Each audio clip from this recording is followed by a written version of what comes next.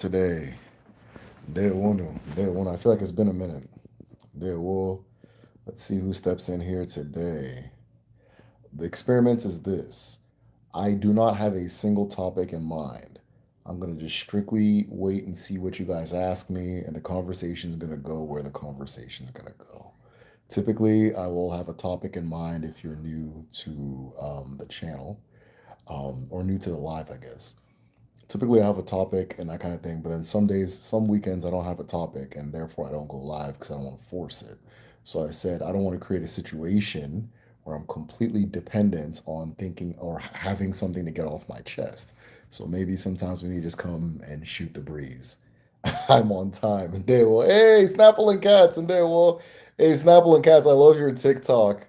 Um, I really like your TikTok. Thank you so much. Big paradigm shift on a lot of different topics depend or in your area of cover. So thank you so much for that. And there will person 11 there will hey hello and there will all right, you guys are coming in. So damn, nine already. All right, I'm gonna shoot high. So once we get 15 people in here, I'm gonna go ahead and start. I do not have a topic in mind, just we're gonna see where this goes. I was saying earlier, I don't know who's just coming in. Hey, Uchechuku. Hey, dibia.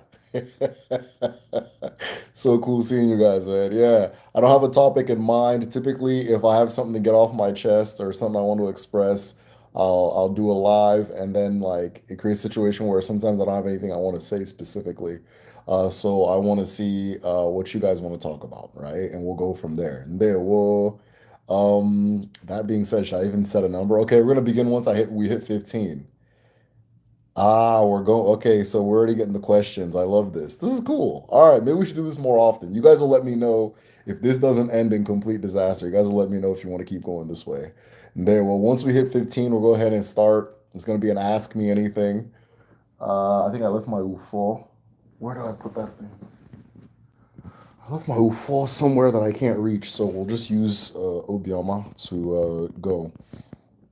Already being asked, is Iro Binago connected to prophecy? We are getting there. We are getting there.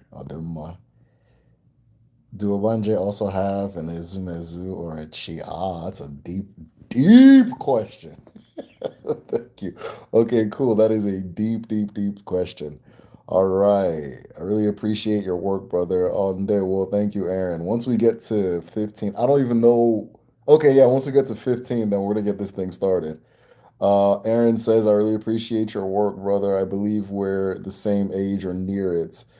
Um, and I look up to it. I appreciate that. Much respect to you and your egungun. Much respect to you, man. Much respect. Adema. Cool. I appreciate that, man. Much love. Udo. Uh, I always have 10 million questions. Oh, Snapple and Cat, this is your day. Ask me 10 million. Once the questions stop, I'm out. But we'll see where this goes. Usually my favorite part of the live is when we go on our random tangents about whatever is going on. Hey, Duron Charles, ndewo nwanne. Man, it's nice seeing familiar. I feel like I haven't done this in a long time. I know I haven't, but like it feels like I just came back after years. When it's probably been like 2 weeks or so. I don't know, three. I'm actually curious if you discovered anything about Igbo concepts of astrology. Okay, let's get 15 people in here. Somebody's message being held for review. Let's see what kind of crazy thing they said. All right, show. Let's shoot the shit. Yeah, let's do that. Gabon had a coup. You guys are trying to get me in trouble. All right, hello everybody. Oh, we are two people away. If you're new to the channel, my name is Derek O'Father with and this is the Medicine Shell. I'm the host of the Medicine Shell. I teach Igbo spirituality known as Odinala, Odinani, and so forth. Here on YouTube and on Patreon. The best way to support the channel is patreon.com/themedicinesshell. Patrons have full access to my in-house library. I just added, somebody sent me a lot of really nice stuff. So I think I added 4 books on like Igbo spirituality and a whole like articles in that I can't even count, like a whole bunch of articles I can't even count. One of the favorite books I just added recently is like a book of like different stories, like cosmological stories and things like that, and what you would call mythology, and so forth. So I got a big book of mythology in there that I just added. That I have the hardcover. I had hardcover, so it was nice to get the digital one too, and so forth. So all of that is available at patreon.com/the medicine shell. Patrons also get access to my full calendar. Today is Eke Day. Eke Day is a day of rest. It's a day of peace. It is a day of regrouping. I've recently started fasting on Eke Day because I have the personal theory that back in I can't be using my left hand. Hold on. Back in the back in the day, and not like like far back. I'm wondering if people cooked on that day, because there's a specific way that it's treated. You don't do anything. The only thing that's open is the market. You don't go to the farm. You don't do anything, especially women, right? And so it's a day of rest for everybody, comparable to a Jewish, or I guess Abrahamic Sabbath. But I do wonder if people cooked on that day. But either way, I've chosen to fast on that day, do a whole day fast. The results have been incredible. So I'll do my. Hey, we've hit 15. We've hit 15.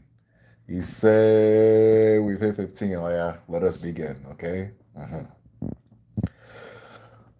Okike ụwa, ala awala, ala nne mmadụ na nne mmụọ, ala amụrụ anyị niile, ma ndị mbụ na ndị egede, ma ụmụ ajana na ụmụ kpakpando eluigwe, ma mmadụ na mmụọ, ma ọkpụ na ichie. Anyị ji obiọma na-ekele gị. Ọnwụ ụmụ gị na-ekwu. Ọnwụ ụmụ gị na-efe gị. Ụmụ gị na-akwanye gị ugwu nke bụ nke gị. Ịbụ nne anyị niile. Ịbụ onye na-enye nri, na-enye ndụ, na-enye ike, na-enye okwu na ije, na-enye akọ na ụba, na-enye akọ na uche, na-enye nke okike kere ka anyị ghọta n'ụwa. Otu unu fụrụ m bụ otu m dị. Enweghị m ihe ọjọọ n'obi m. Enweghị ihe ọjọọ n'aka m. Ana m ele ihe ọjọọ, mana ọnụ m a na-asụ nke ga-egbu mmadụ, nke ga-ewepụ nke nọ n'aka onye ọzọ. Ọnwụ anyị na-asụ, ọnwụ anyị na-ekwu, ọnwụ anyị nọ nga na-efe enyi, na-akpọ aha gị nne anyị niile. Otu a ka ọ ga-adị na Eke, na Orie, na Afọ, na Nkwọ. Ise. All right, cool. So let us go ahead and begin. Let's go ahead and begin. Ndewono, everybody. This is open question. I'm going to answer whatever questions you guys have available. Hold on. Let me go to the very beginning because people already asked. Okay, so first question I'm seeing. Hold on. Let me go back on there. Okay, first question I'm seeing. This has been on my mind heavy. Do nature spirits also have an ezumezu and a chi? Do nature spirits also have, everything has a chi? And if you're using, yeah, everything has a chi, everything has an ezumezu, so yes. Okay. I don't use the term ezumezu. I use eke or awele, but ezumezu works too. It's all the same thing. But yeah, everything has a chi, everything has an ezumezu. The way you were created is the way everything else was created, and so forth. So absolutely everything has it. Equal. Is Arobinago connected to prophecy? Absolutely, absolutely, absolutely. But one of the things that is interesting about Odinani Ndibo, our ancestral understanding of how this universe works, is that prophecy comes. We understand that there's such a thing as prophecy, but we understand that prophecy can come in different directions, right? It can come in different directions. Prophecy can come from the father. Prophecy can come from the mother. When prophecy comes from the father, that is abia, right? It's a different kind of prophecy. When prophecy comes from the mother, it is aro. Um, that is where Arobinago, that type of thing. Both of them come from a different place. They enter you, and you are a conduit for doing something in the name of those prophecies and so forth. So they come into two different directions, and they have two different natures, right? There are two different natures that they have. Um, the prophecy that comes from the earth is, we call it intellect, right? We call it intellect. The prophecy that comes from beyond, we call prophecy. So but you can call both prophecy, it's all the same thing, right? When you get that big bright idea, or you figure something out, or you see something that takes an extra level of insight, it's the same thing as prophecy. It's just a different kind of prophecy. It's prophecy from the earth, from the mother. You're receiving the transmission, or the waves, or the ose from the mother, right? Rather than from the father. The father's prophecies are different, right? And so forth. So yeah, the Aro Binagon is absolutely connected to prophecy. The Aro in Aro Binagon is an impulse, an energy, a vision, a spirit, whatever you want to call it, that comes from the earth. It's earth awareness, earth consciousness. That Aro, that the first word. Earth awareness, earth consciousness, right? It's funny too, because I just saw, I mean, I've seen this before too, but I was just looking at a picture of the Obaz Palace in Benin. It was like a remaking of the Obaz Palace and things like that. And it's this incredible structure, right? And on every pillar, they have two things. They have an eagle at the top and a snake at the bottom, or a python at the bottom. Let me not say snake, a python at the bottom, right? In the Igbo understanding, right, that the bird, the specifically the ugo, the eagle, represents prophecy from the father. The python represents prophecy from the mother. Those who have been to Igbo land, especially in the Uru kind of Isu area, you'll now understand why they say that if a python comes to your home, that means that the Arishi is calling you, right? The Abara is calling you. You have to, there's a calling. If it comes to you specifically, looks at you, and then heads out, you're being called. It's the same thing, but you can also receive that on a spiritual level. Like I'll call it spiritual level. You can receive it on a non-physical level from the mother, right? And that is Aro, that is prophecy from the mother. So yes, Aro Binago is absolutely connected to prophecy. Aro Binago is the spirit of prophecy, right? Duobanje also have an Ezumezu and a Chi. Yes. So people people are called Obanje. I'm laughing because it's kind of an insult at home to call somebody Obanje. But if people are called Obanje, but it doesn't mean that that person is not like a person, right? It just means they have in their Ezumezu. I'm glad that you mentioned it. In their Ezumezu, in their full spiritual universe, there's an Obanje there, right? And it has input on their behavior. But because I used to wonder, is the person the Obanje, or is the Obanje something attached? The Obanje is something that attaches to you. If somebody is Obanje when they're young, they can see the Obanje every now and then, that, that's following them. They can see it every now and then. It appears in dreams and so forth. It can be separated from a person and that kind of thing. It can also separate itself in a way that takes a person's life, right? So there's a dangerous element that we all know about. And yeah, and a person who is Obanje has an Ezumezu, and within that Ezumezu is the Obanje spirit, right? There's this thing, this may not, I guess my American audience may not like get what I'm saying, but there's this thing at home where everybody, like, I don't know who's going out telling everybody that everybody has an Obanje. That's not true. That doesn't even make any sense, right? That everybody, oh, I have Obanje, everybody has Obanje. It's a cool thing now, right? Everybody. It's a cool thing, right? Everyone wants to be cool now, right? Which I don't know, man. I can't think of too many people that are talking positively about Obanje before your boy, but so I don't know if that was my fault, but I don't know. I don't think I have that kind of pull, so we'll see. Reese, okay, I read that. Or there will. Curious if you've discovered anything more about astrology. No, I haven't. So the only thing I know is from one source, and I think I've because I think you've asked me that before, or somebody else. But whenever they asked me, you were there. I know that. But somebody else had asked me, or you, about the astrology. And I told them that the only thing I know is from one source. It's from the book Leopards of the Magical Dawn. Now, I haven't found anything in Leopards that is incorrect. Like, I haven't found a single thing that's like incorrect or whatever. When I first read it, there were some things that were beyond my scope of belief. I was like, come on, man. I was like, yeah, come on, bro. What are you talking about? And then after some time, I was like, okay, he was right, right?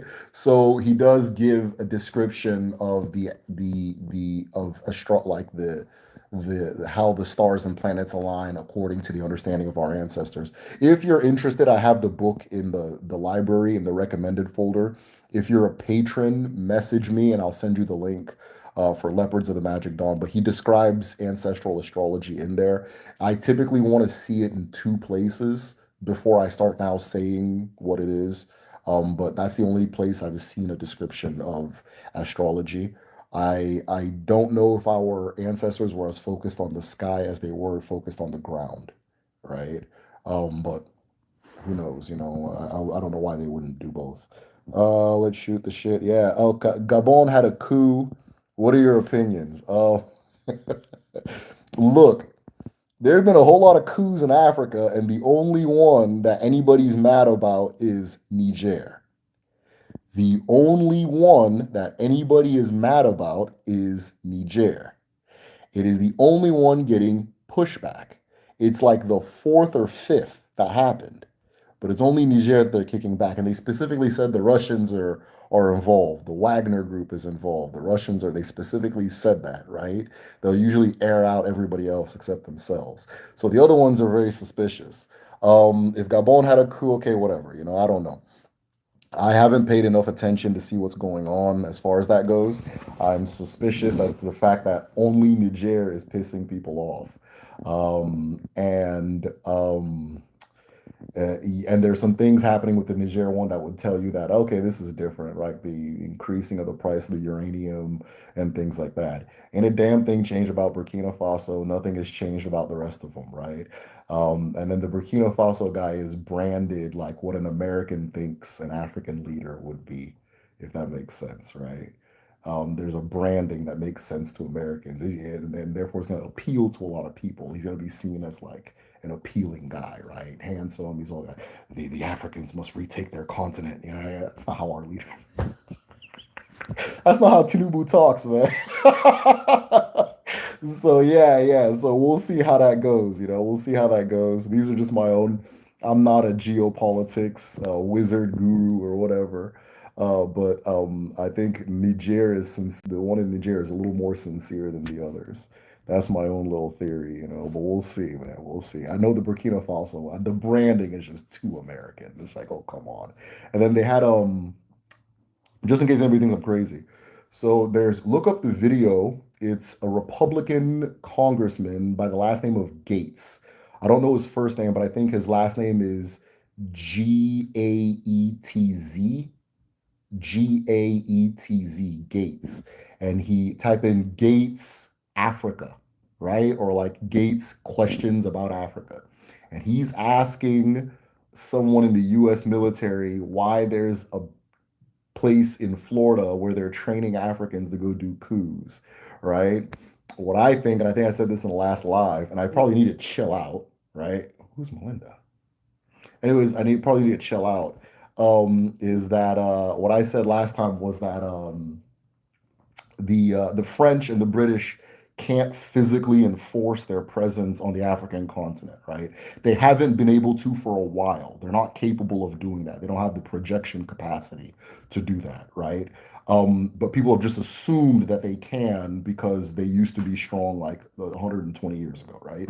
But the U.S. can. The U.S. can, as part of the deal the U.S. has with Europe, is we're going to be the enforcer for this little thing we got going on, this global mafia thing we've got going on. We'll be the enforcer, right? So the US is going to focus on military, the rest of them can focus on whatever else, right? But as a concession, the US is the leader. The US is the top dog. You are using my currency, reserve currency, all that stuff, and so forth. I'll protect all of your little interests everywhere. You just comply with what I'm doing, right?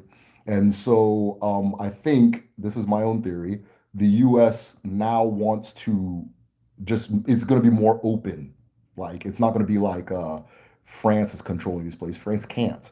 So the US is just going to move in directly, right? But the French interests, the companies and all that stuff are going to run the way they're going to run.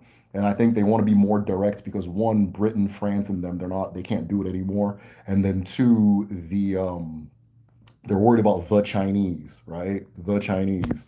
They're worried about the Chinese and they're worried about Russia now.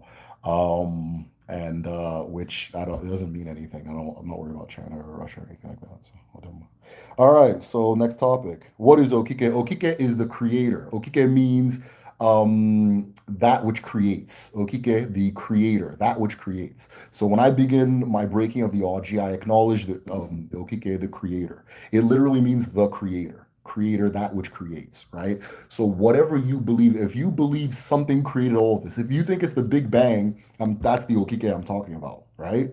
If you think it's uh, Azuro Mazda, right? That's the Okike I'm talking about. Whatever it is, Okike is a title. It's the creator. It just means creator, right? Awesome. So yes, I've been having visions and elders and snakes teaching me things, and yeah, that sounds very Arobinago-ish, right? That sounds very Arobinago-ish. Arobinago, Nemiri, and the Earth, and they're all connected. Eventually, I'll have a video that shows the connection, but the three of them all communicate by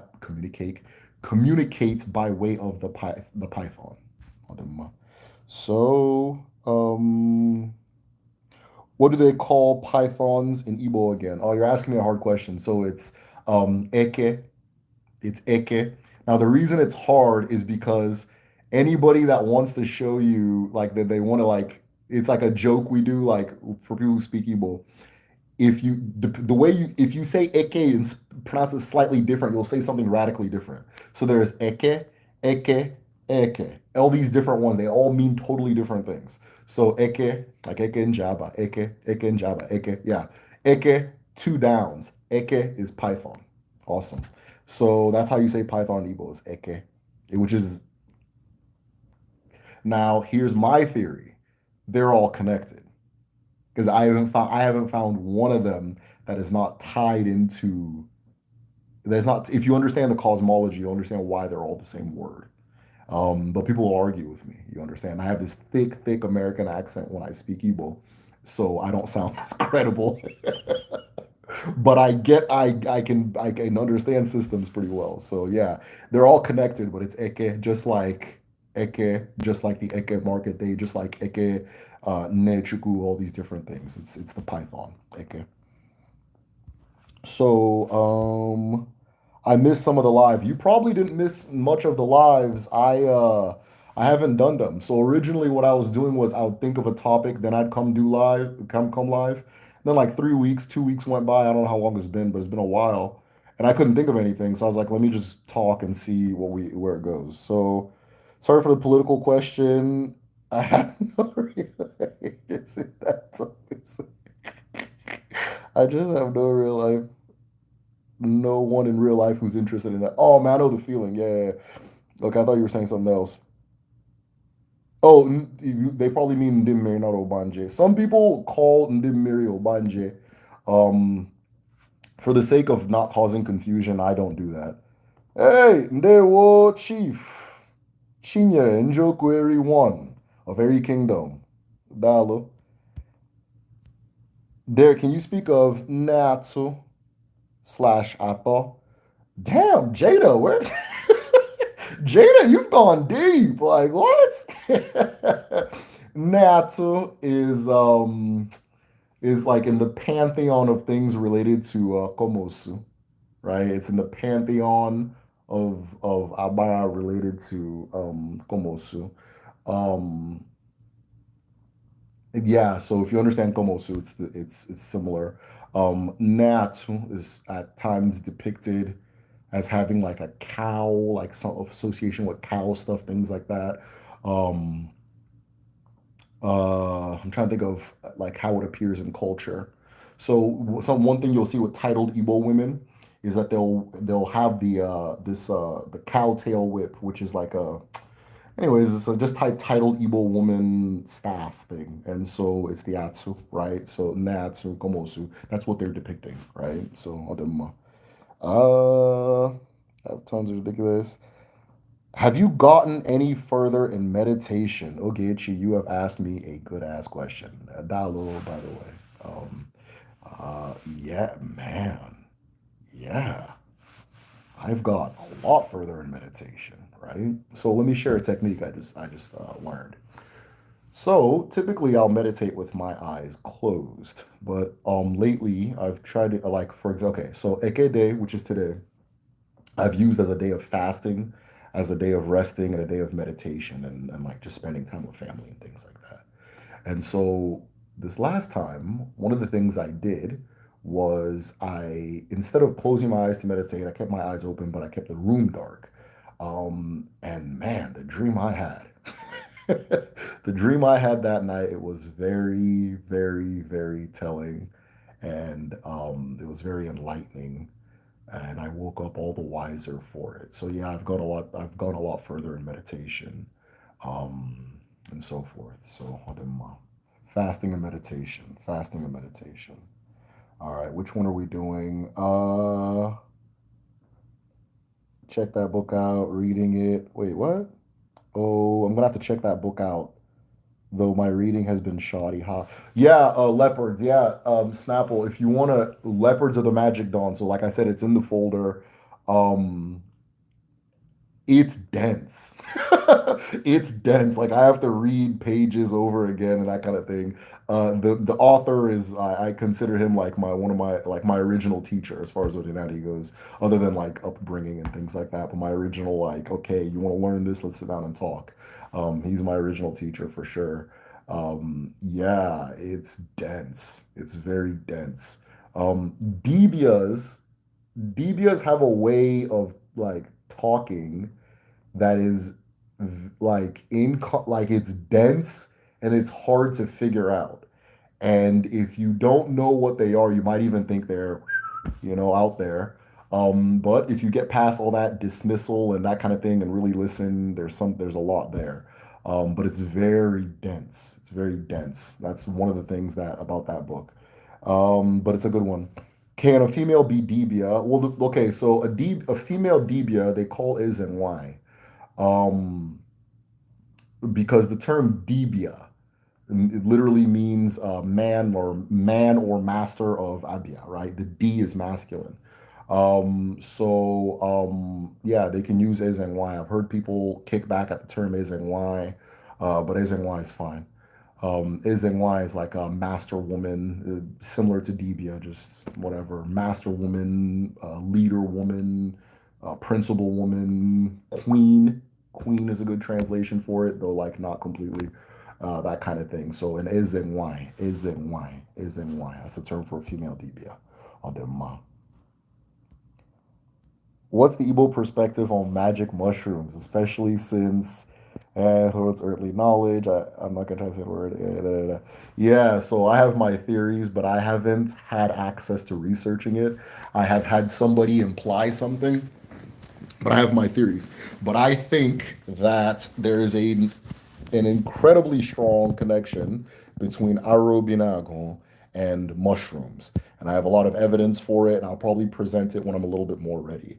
But I think there's a strong connection between arobinago and mushrooms. I think what people experience when dealing with mushrooms is earth consciousness, which is also related to the python, which, if you want to go further, I theorize is related to a lot of the what the Indians call the kundalini and all that stuff. So all of that ties into Arobinago, right? All of that ties into Arobinago. So it is, I strongly believe it's there. I was told that one of the initiations for a particular society, uh-oh, something went wrong. I hope I didn't, let me know if I disconnected, guys, involved mushrooms. But I've only heard it one place, so I have to like hear it two places so that I can comfortably say it. So, but yeah, mushrooms are there. Hello, do you like turkey? Yeah. Yeah, I like turkey. Why wouldn't I like turkey? I'm a big fan of Kamal Ataturk. I'm a history nerd. And so I like Kemal Ataturk. I like the direction he moved his country into. Turkey is always an interesting place. I'm actually reading this book here. It's called The Sassoons. It's about this like Jewish merchant family. If you guys know like the Sassoon shampoo, he's like a descendant of them, that kind of thing. And yeah, I think one of their stations was in Turkey. So I'm a huge fan of Turkey as a concept. I love Turkish history and so forth. So it's really random that you'd ask that because yeah, I have certain countries whose histories are interesting to me. But yeah. Do you believe that back in the day, an Amosu and a dibia were seen as the same? No, Amosu is not seen as the same as dibia at all. An Amos, okay, so the best way to describe the difference between an Amosu and a dibia is a person that makes bombs for the military. An Amosu makes bombs in their basement. So which one are you going to be less comfortable living? Right?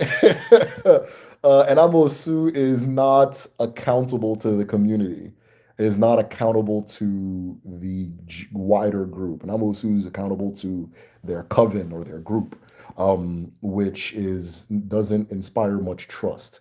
And Amosu is not necessarily a bad thing. I don't think it's necessarily a bad thing, but it can be an unnerving thing and it can be a bad thing because DBAs are beholden to certain ethics that an Amosu might not be, right? A DBA is beholden to certain ethics that an Amosu might not be. A DBA always gets their inspiration from Ago, and Amosu may or may not, right? So yeah, like I said, it's almost like the difference between a guy that works um, at Smith and Wesson and makes things over there and comes home and then the person that makes guns in their basement. You're like, right? So no, I don't think they were ever seen as the same thing. TikTok is truly an insane place. Every time a coup happens, all the researchers come out the woodwork with their doctorates and man, TikTok is so damn unhinged, man. Yeah, they really want me to see that video where the girl gets hit with the brick. Like no, TikTok is good. Like TikTok's right now. It's the most insightful app of all the little social media apps, to me.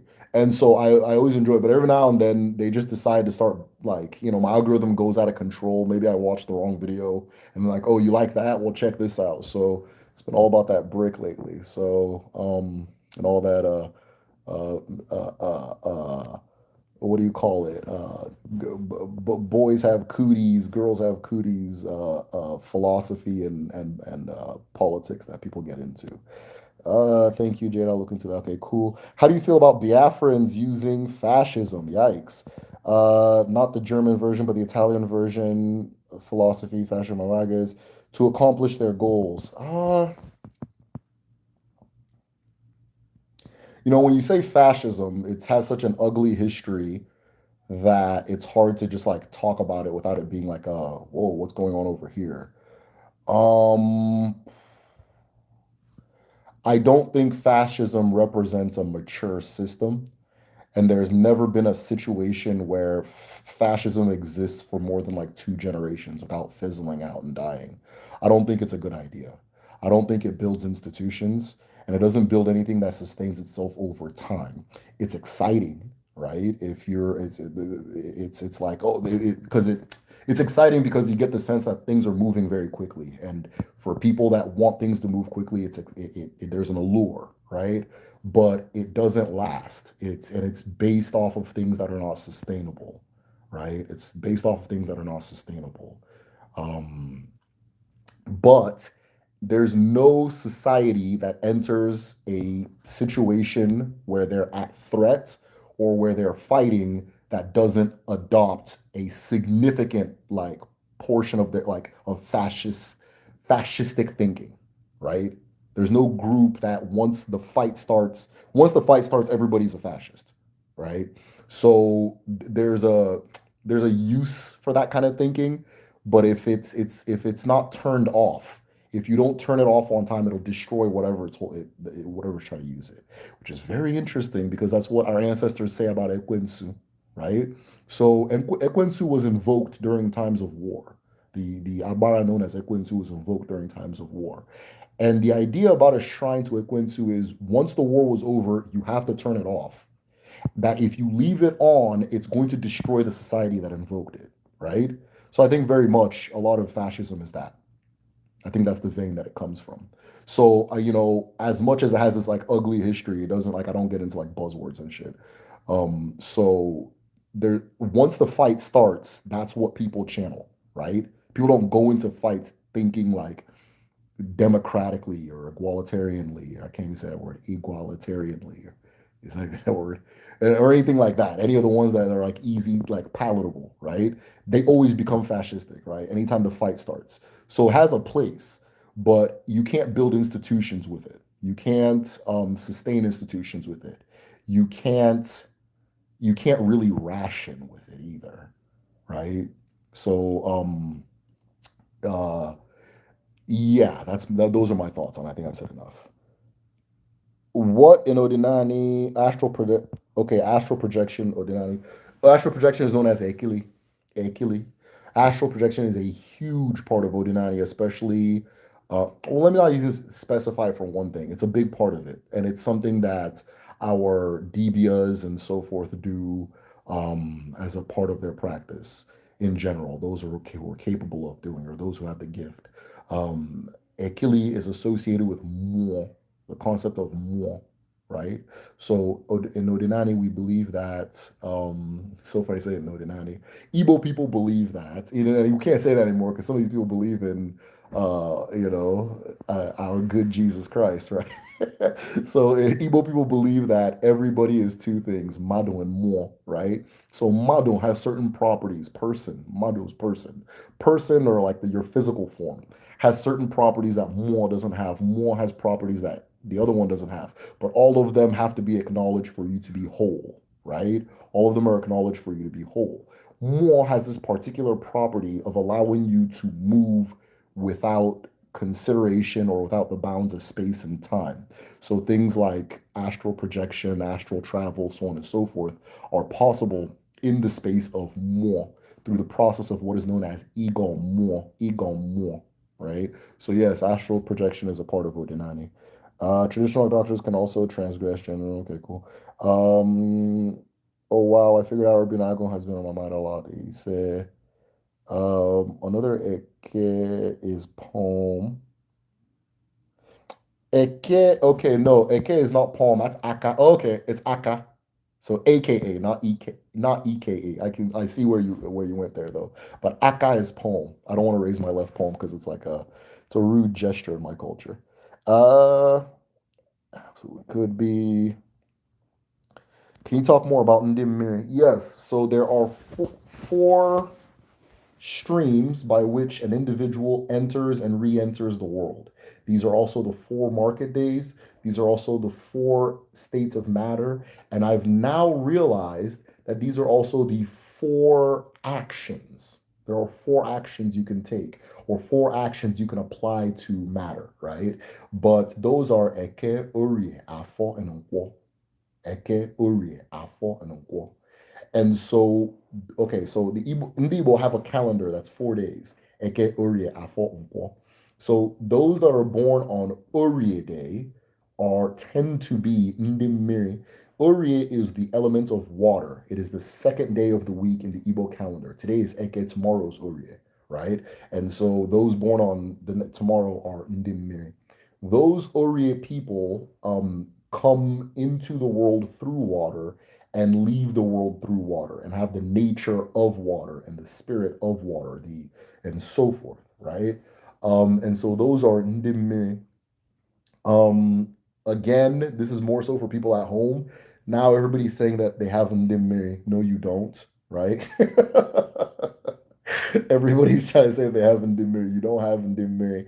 Everybody is saying that they have ndị ogbo, like and you do, but it's an actual person. It's one of your cousins. It's an actual living person. It's not a spirit, right? Those are your actual the people Ndiotu. I'm sorry, I'm not saying Ndiobo. Ndiotu. They think that they're everybody. Okay, I don't know. This is for people at home.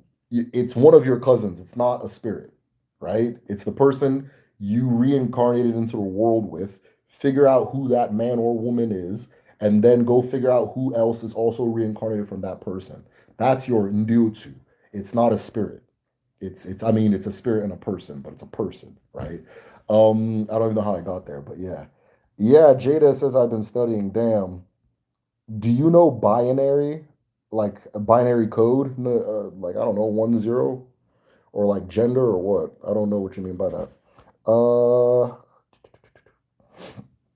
does one element truly affect their choice of life partner? I don't know. I don't have an answer for that. Sorry, single best media. I don't know if it affects partners. How do Igbo people perceive witches? The word used loosely nowadays, how the ancestors view them. So the perception of witches is not good. Because if somebody wants to be a dibia, there's a conventional way to do it. So if you don't go through that way, odds are you're hiding something. It's like a trust thing, right? So you know these things, right? And Amosu is just a person um who just knows how to get it cracking, right? Who knows magic, transmutation, alchemy, science, and so forth, who understands the workings of the world. The person who receives that arrow, right? Or who has that arrow, that kind of thing. But that person would typically go through the conventional route of becoming a dibia or an Ezenwai or an Nze or an Ozo and Odu, all these different things. So if you don't do that, it's like why, right? What are you trying to do then, right? Because all of those require oaths of ethics, right? You take an oath to an all saying that you're not going to do this, you're not going to do that you're a responsible holder of this power. So if a person has the power but is not trying to take that oath, it makes you wonder what they're hiding or what they're scared of, right? And so forth. I'm not saying anything that's going to incriminate me, but yeah, I have a story that, but I'm not going to. I'm not going to share it. Anyways, yeah, I like when you guys talk to each other. By the way, that's kind of cool. So we're so ready to hear the connection between Arobinago and mushrooms. Yes, let me look more into it because I know it's there as like I am like if it's like a loading bar, I'm at like 85. I'm like at 85% loaded on this one. Because I have a lot of compelling evidence towards it, but I want to talk to some like an elder and see what that's all about and what's going on and so forth. If he or she knows anything.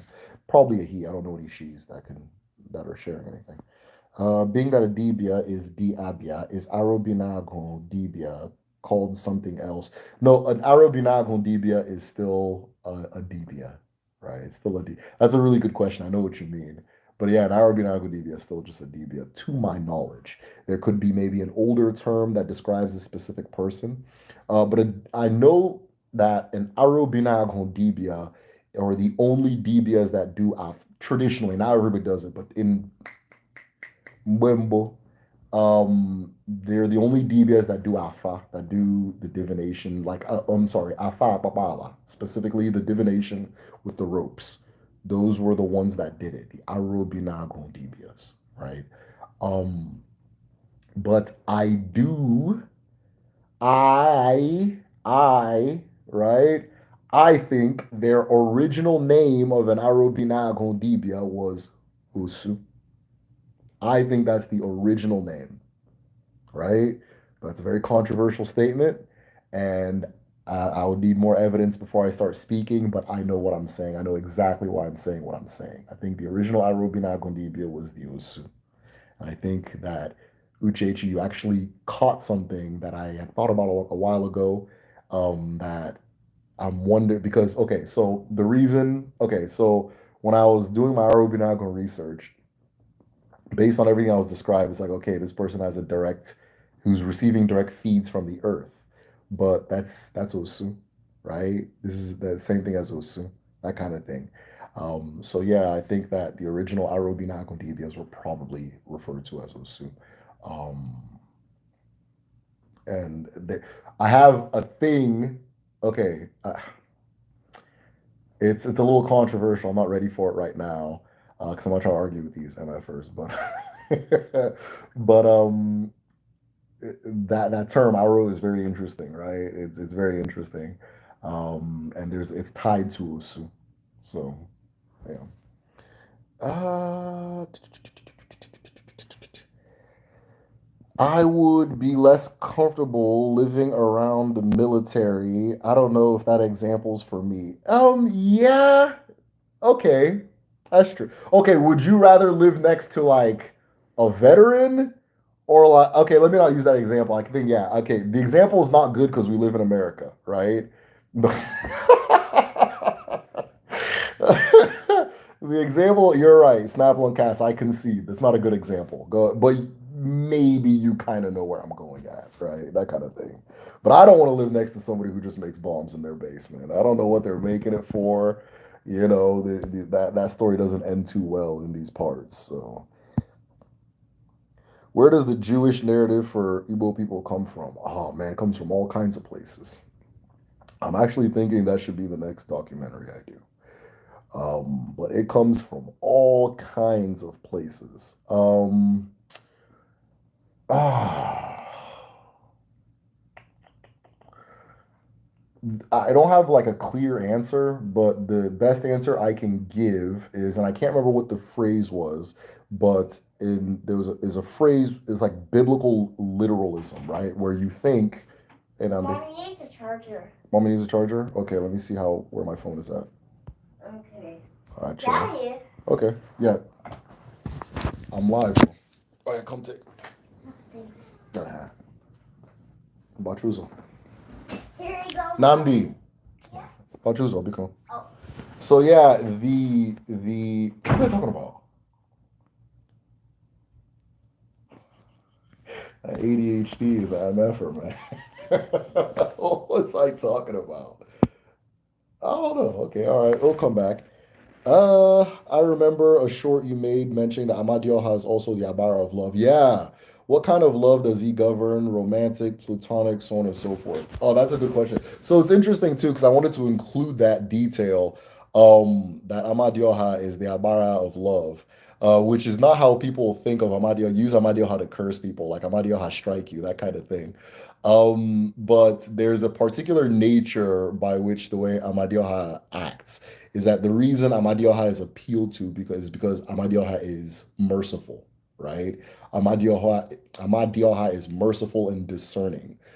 Allah is not, right? It's if one person does something egregious enough, the whole town can get it.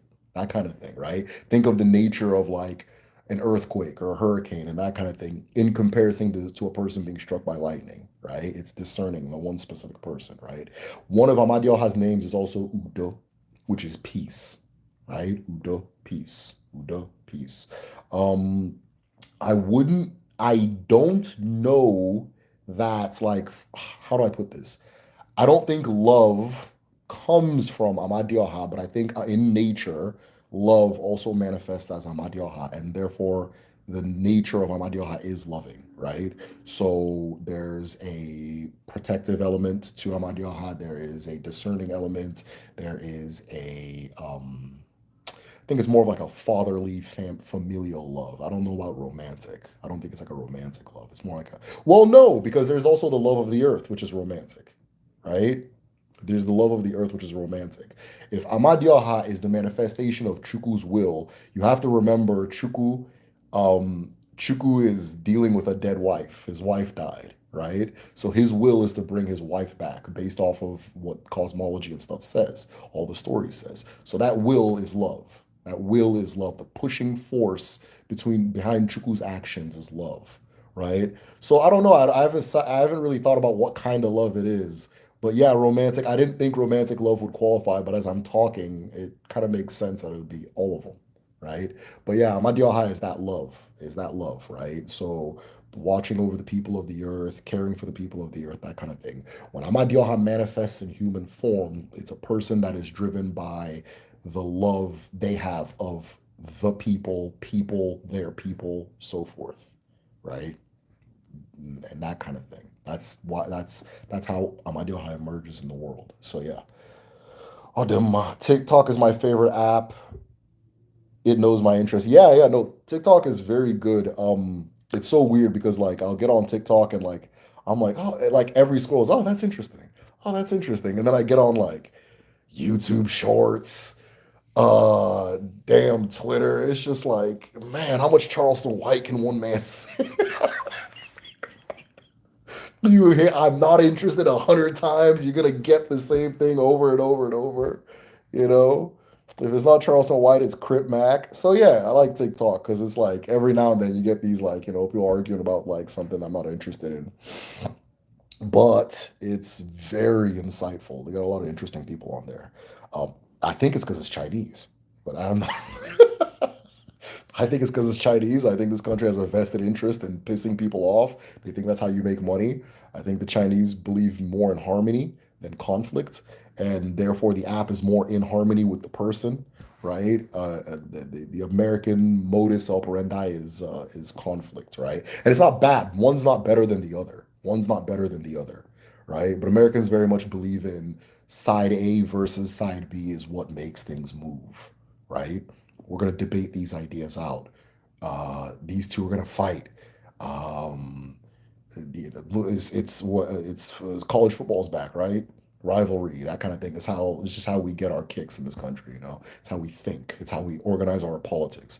Uh, any Confucius influence culture is going to be more harmonious. So I wonder if that has something to do with how the app functions, because TikTok's not really trying to piss you off the way the other ones are trying to piss you off.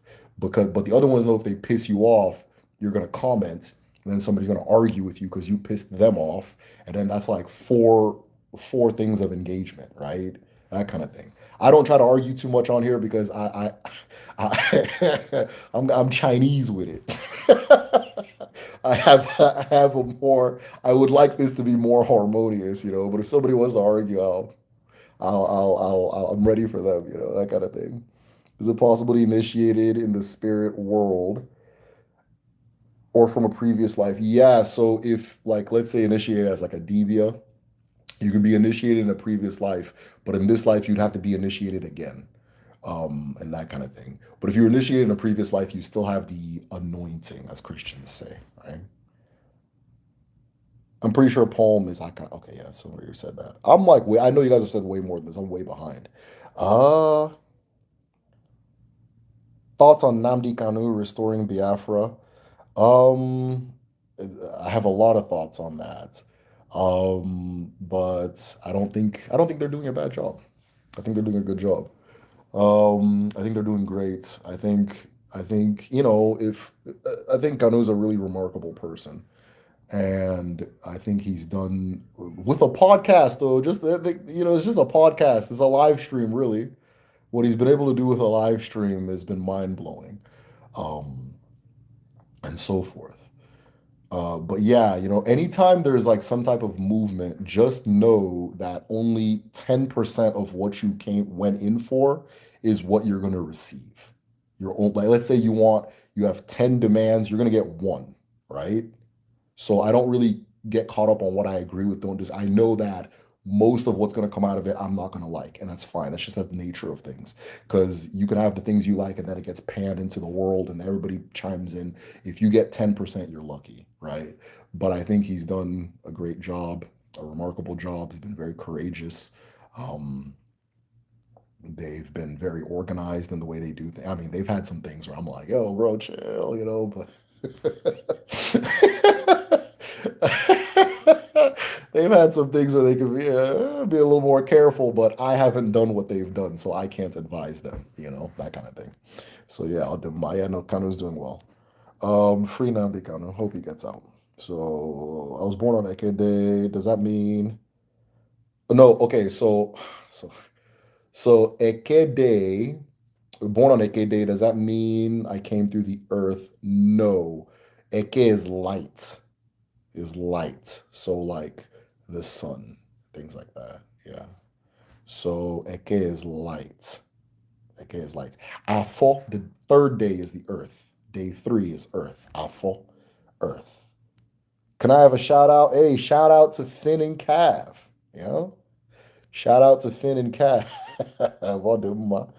uh Dating based, okay, so about the dating based on signs.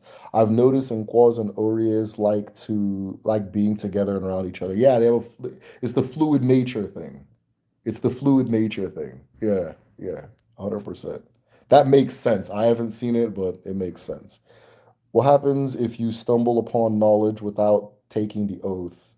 Does that make sense or does it come to you? Oh yeah.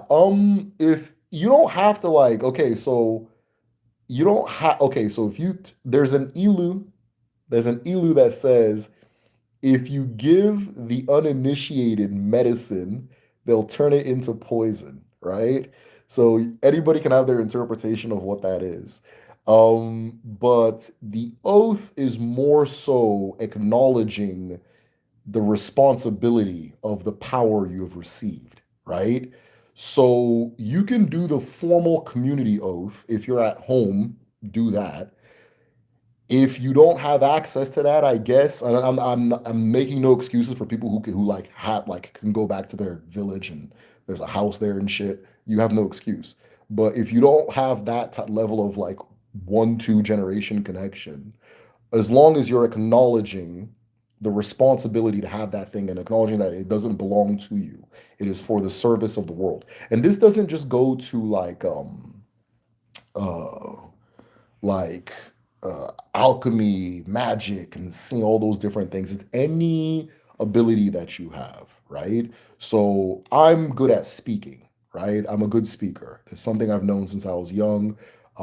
Whenever I gotta speak, it works well for me, that kind of thing.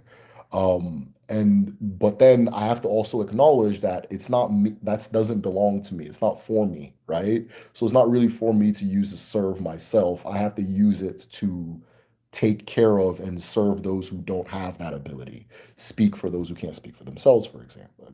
Example, right? That kind of thing. That's one way of doing it.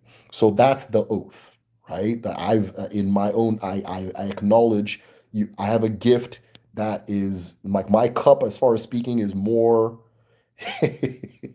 is filled a little bit more than the average person, right? So I need to pour a little bit in the places where it needs to be poured. It's not necessarily for me to use to just be running my damn mouth, that kind of thing. So, but it took me a long time to learn that.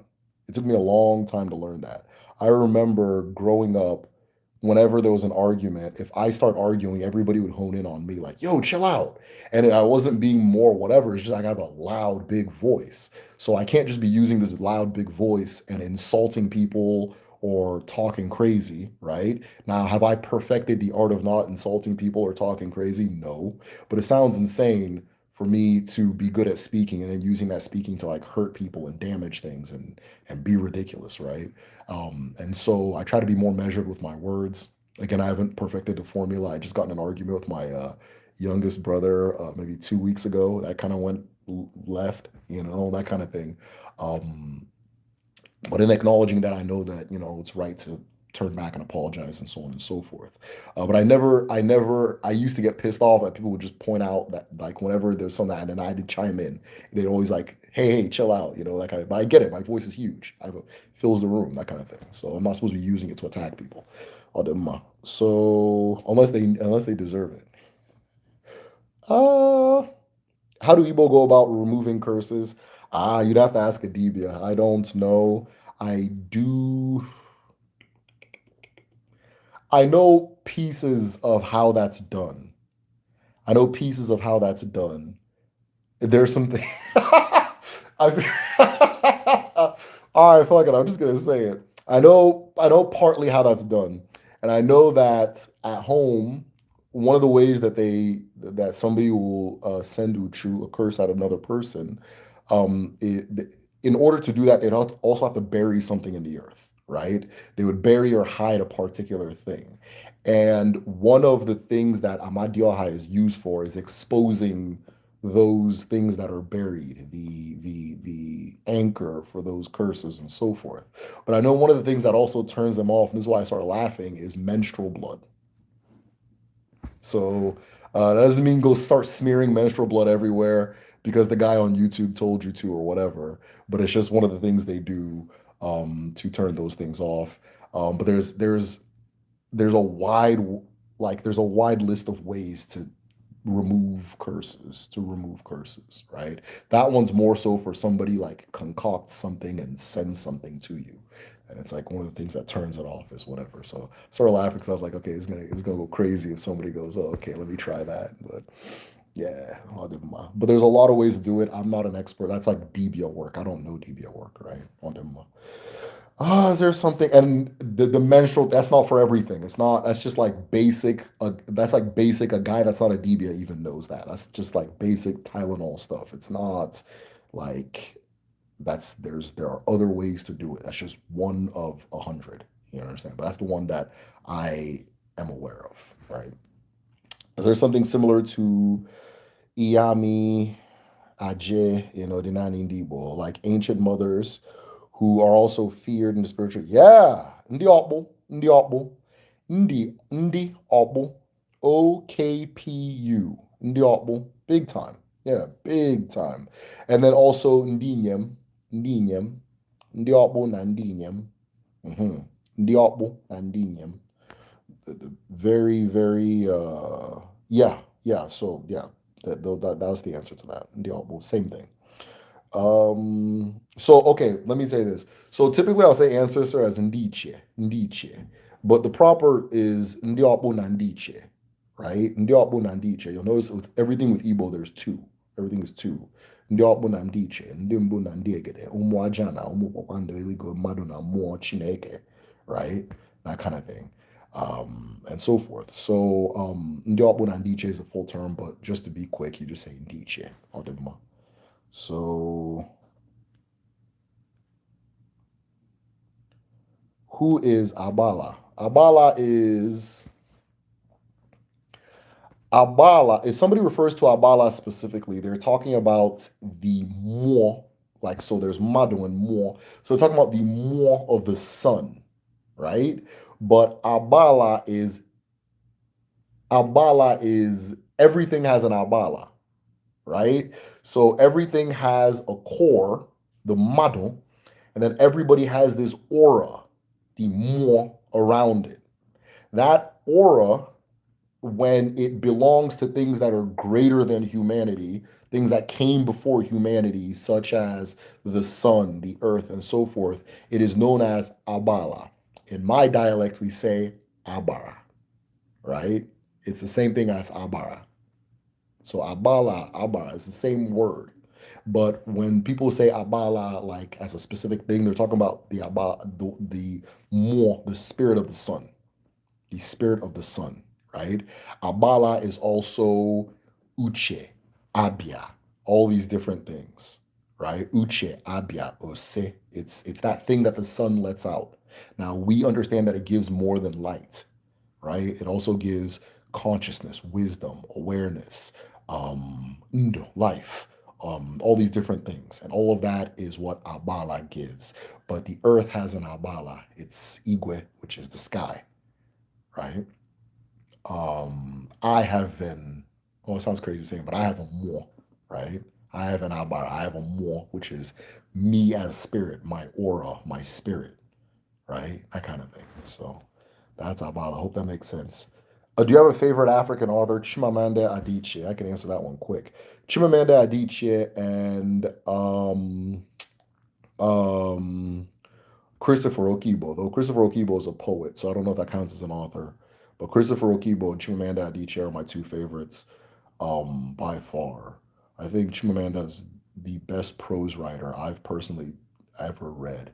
Her and Dostoevsky are the best. Like when I read their stuff, it's like a poem. It's like, oh man, but it's like it's not. It's like there's no pretense. Chimamanda stuff's super accessible, but it's like I pay attention to like the craftsmanship of writing, and she's on point. So yeah, she's my favorite, and then Okibo, and then Achebe it would be up there. Let me just say up there, right? Achebe is up there as well. Oh man, I'm tripping. Okay, so I'm also gonna do a tie between Flora Nwapa and Chinua Achebe. Flora Nwapa wrote a book called Efuru. right? And Efuru is famous for being the first modern novel written by an African woman, like a woman on the African continent. Um, and that's its claim to fame. But like she has this way of writing that, in fact, I'm gonna put her even in that top. I'm gonna put her way up there. But her writing sounds like you're just sitting and listening to your aunt's talk, and it's so refreshing.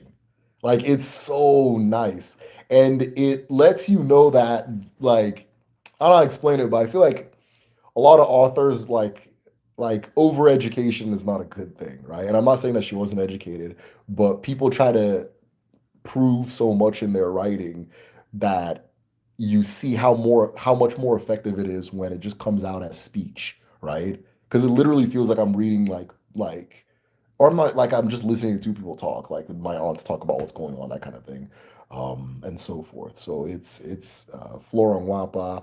The book is Efuru Efuru. For anybody that's interested. But when I first read it, it was jarring. I was like, no. Like I wasn't used to reading something that was like that straightforward. Like that was that straightforward, that kind of thing. But once you get into the rhythm of it, it's like, oh, this is nice. Like that kind of thing. So and I don't even like to read. I don't like to read, you know, that kind of thing. Oh yeah, Chukwu's wife's dead. That he killed.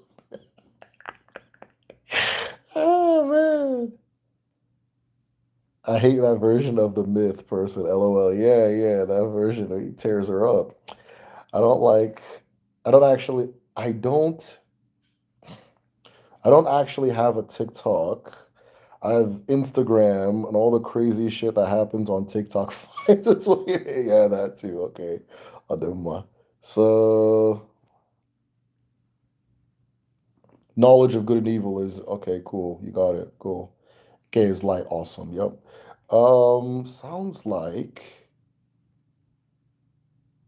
it's about not taking advantage of power against the community or vulnerable people. 100%. That's all it is. That's all it is. So an amosu is suspicious because they haven't necessarily committed to not doing that, right? That's all it is. It's just they haven't committed to not breaking the rules of Ago, and that kind of thing. Um, but it doesn't necessarily mean Amosu is bad. Amosu just has more flexibility to be bad, and therefore it's. But a person who keeps awful, Ofokansi, they say. So a person who keeps Ofo, your Ofo is your number one protector and deactivator of any type of curse, whatever the hell it is, right? Keeping your Ofo, keeping to your Ofo, honoring your Ofo. The only time something that's not supposed to happen can happen to you is if you've stepped outside of your spiritual home. And stepping outside of your spiritual home into the wilderness is stepping outside of your Ofo, right? What is your Ofo? Your Ofo are the rules, or let me put it, the promises you've made to the earth upon coming into the world, right? Promises you made into the earth and to your chi before you come into the world, you receive this all full. If you keep to those promises, nothing can happen to you, right? You're protected by a thing called Ogun. There's an ilu that says that if a man is shot by an arrow and the arrow lands, it's because of Ogun. So you can shoot somebody point blank range. If you keep your all fall, nothing will happen. So unless it was supposed to happen, let me put it that way. So great power, great responsibility. You got it. Yeah. Tylenol stuff. Uh landlord, I smear because the Niger. Right.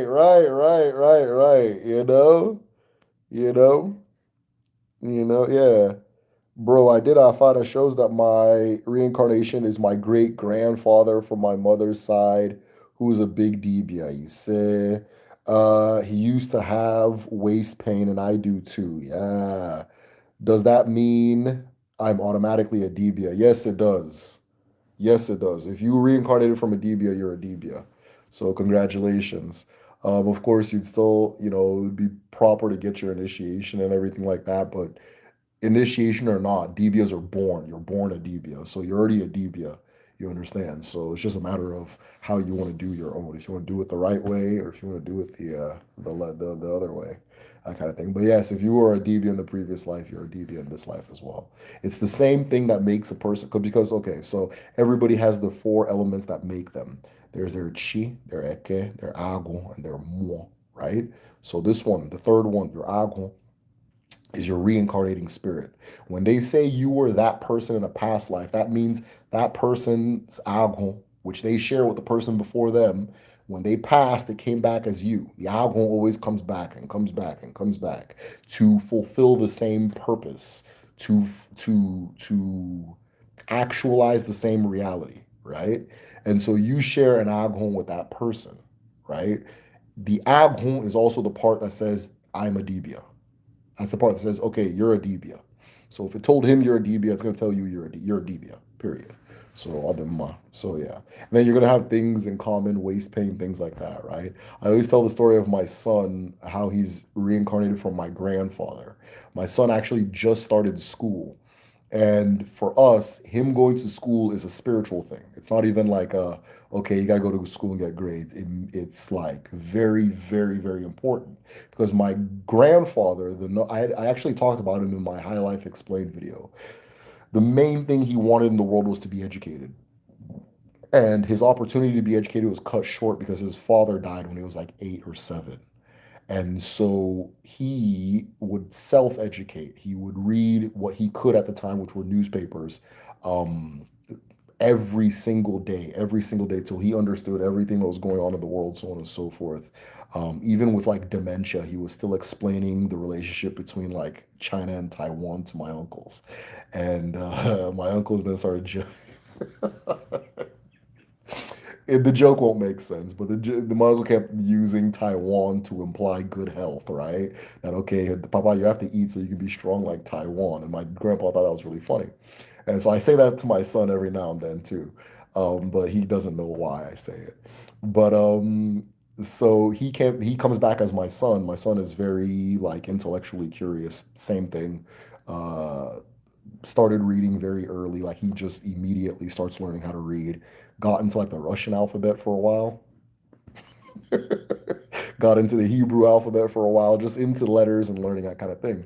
So it's a part of my duty to my grandfather to make sure this child is educated, right? And that's how. Funny enough, our next group discussion on the Patreon is about this subject, right? So if you want to talk about this kind of thing, we're having a group discussion tomorrow morning on patreon.com/TheMedicineShell for like the premium and up tiers. The link will be available on there. It's going to be tomorrow morning, 10 a.m. Central Time.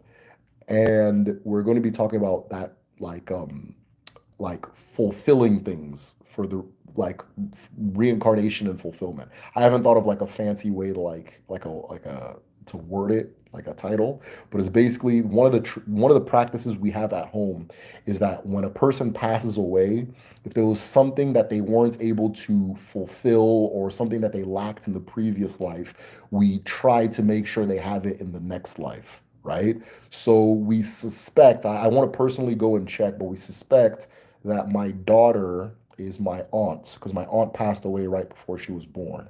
So we suspect that no, I'm sorry, not my aunt. She's actually my cousin, but she was the first kid born in the family, so she's like a lot older than us. But my cousin passed away, and we suspect that, and she didn't have a good relationship with her mother. And my daughter, the reason I don't think you guys have seen her is because she will not leave her mother alone. She will not leave her mom alone. So we think it might be her, but I haven't gone and checked yet. Typically, I'll have my dad go check, but I want to go check myself for her. Um, but things like that. So in this life, if it's her, then we try to make sure that she has a good relationship with her mother and she has that what she didn't have in the previous life, right? You transfer the purpose and affection and all that stuff into the next generation and do for them. So my son is education, hers is a stable life, support and affection from her mother. So I'll do my. Huh? Wait, what? I see them feathers. Hold on. Why'd I immediately think of Avatar State? I don't know what that means, Snapple. Maybe I missed a joke. Man, you just Euro step my question. What? How did I Euro step your question? All right, Duran, if you can ask me the question again, I'd appreciate it. Oh, wait, okay, hold on. You just Euro my question about how one begins the journey to earn the white feathers. I'll ask in Patreon. He said, now you're asking me a good ass question, and I'm glad that I'm gonna take my time with it. So, the earning of the white feathers comes from receiving a title. Every man is expected Every man is expected in Igbo culture to receive a title. Now, what does a title mean? A title, in the spiritual sense, means that you have made an oath to represent your chi, to be one with your chi, to represent your chi in full, right? So you are, how do I put it this way? Yeah, to represent your chi in full, right? So, growing up, there's like a little discrepancy, but then once you take that title, that's what you are. You represent, you're oniche, right? You are that for your community. You're a chief for your community, that kind of thing. So, as a part of it, right, the older titles such as Nze and Ozo, they come with certain codes of living, right? Certain ethics you follow, right? Not lying is one of the most universal. An Inze can't lie, and Ozo can't lie, right? Um, there's just a bunch of them. I have an Inze explain video that kind of goes into it, right? And then once you do that, you receive the feather, right? The feather represents insight from above, from the Father, right? So you've become a full and total man. That's what it means. You have become a full and total and complete man. You are both person and spirit, and you live according to that, right? The Nze rules are stricter than the Alzar rules, by the way. So if you're interested in taking a title, you gotta have some. I'll probably take the Nze title, but I know that some of the rules that are kind of difficult with the Inze one is that you can't eat anything cooked by anyone but your wife. Only your wife can cook for you. And that non-Inzes cannot see you eating, right? They can't see you eating. You have to, as part of the name is Inze, something that's placed away or something that's secluded or something that's hidden, right? So non-Inzes can't see you eating. You can only eat the foods that your ancestors ate, right? You can't eat anything else. You only eat what your ancestors ate. Which is interesting because if you look at the stuff that Nzes eat, you'll now know, oh, okay, this is all the original things, and all these things were extra, like fufu. And people say fufu for any type of gari, which is like out pet peeve of mine, right? Fufu is specifically cassava has a really strong smell, right? So if you're not used to eating that, ask for gari. Don't ask for fufu. I hope they're not giving all these new tourists fufu or an apple because people who grew up in like, oh, we're in Lagos don't even eat fufu. Talk less of, like, and then there's nothing wrong. If you like it, right? But like an Nze wouldn't eat cassava. You don't eat cassava. To my knowledge, it's from South America, right? So it's interesting that's embedded in there. Oh, just different things like that. And then once you have those feathers, you serve as like a judge. You're like a judge. So like if there's a dispute, you're the one who settles the dispute. You hear both sides, you give fair judgment and that kind of thing. That's one of the things you do. And then you're also the mouthpiece for your family or the mouthpiece for your community. So if the community needs to speak, you're the one that's going to speak for everybody, right? Once you have those feathers, that kind of thing. Those are the people, because they're the ones that speak for everybody, they then form the Congress that votes on things and so forth. And then if you want to join the Congress, you have to earn your title, your feathers, right? So it's something for men, and it's the actualization of full manhood. You're a full man, right? And being a full man means you're a living ancestor. You are a living ancestor. That's what those feathers represent, right? Because at one point, this is how everybody lived. So you are making that oath to be one with your chi, which then takes you back to the time where everybody was one with their chi, which is the time of your ancestors. Now you are a living ancestor. Uh-oh. It's funny enough, the word indice. So we use indice to say ancestor, but indice, there's living indice. A person with those feathers is also an iche. You understand? They're a living iche as well. So ancestor doesn't just mean a dead person in the Igbo understanding or somebody who's deceased. You know, there are living iche as well. You can be a living iche, but there's a ritual death that happens when you take a title. It's like a ritualized death and rebirth, a death and a rebirth, and you're reborn pure, and then you start that kind of thing. So yeah, but yeah, that's a very good question. I don't think people ask me enough about that, but it's essential, very important. All right, so examples of Amosu who did good. Wait, are there examples of Amosu who did good or who didn't take the oath for good reasons? Okay, so people aren't going to like me saying this, but anybody who kind of understands how to work traditional medicine and things like that is an Amosu. So at home, especially like before the 2000s, most of the time you wouldn't even go to the dibia for funny enough, my next video I talk about this. You wouldn't even go to the dibia for medicine because part of how dibias make medicine is that you have to go buy the ingredients. So they're going to say, okay, in order for me to heal you, you have this. I need you to get this, and that, right? So you, the ill person, would go get the ingredients for your own healing. Then the dibia puts the whole thing together. Now, the end result is that once you're healed, you know how to heal that same thing. So oftentimes you wouldn't have to go to a dibia. It would be like your grandmother or your uncle or somebody who would know how to do the healing, right? My I always tell the story of my brother, right? Those who you guys are pretty familiar with the story. My brother was he's supposed to be in a wheelchair, right? He broke his leg as an infant. They couldn't fix it in America. They couldn't fix it in Nigeria. We went back to Nigeria around that time. They couldn't fix it in either places. They just said, "Hey, he's going to be in a wheelchair. It's not reparable." And my grand uncle I thought it was my grand uncle, but my mom corrected me after watching the video and said it was my grand aunt that did it, but she was blind, so my grand uncle did the physical movements for her. And so the two of them, my grand uncle, my grand aunt, healed my brother, right? But neither of them were DBS or SNY. They just know. It becomes common knowledge. If you've seen this before, if you've gone through it, that kind of thing, you just know. And so technically, that would be Amosu technically because they know how to hamausu, they know how to make the thing happen, right? So that is an example of an amosu doing good but not necessarily taking the oath, right? um but that's not like their thing. Like they don't just go around doing healings and things like that. They just knew what to do in that situation.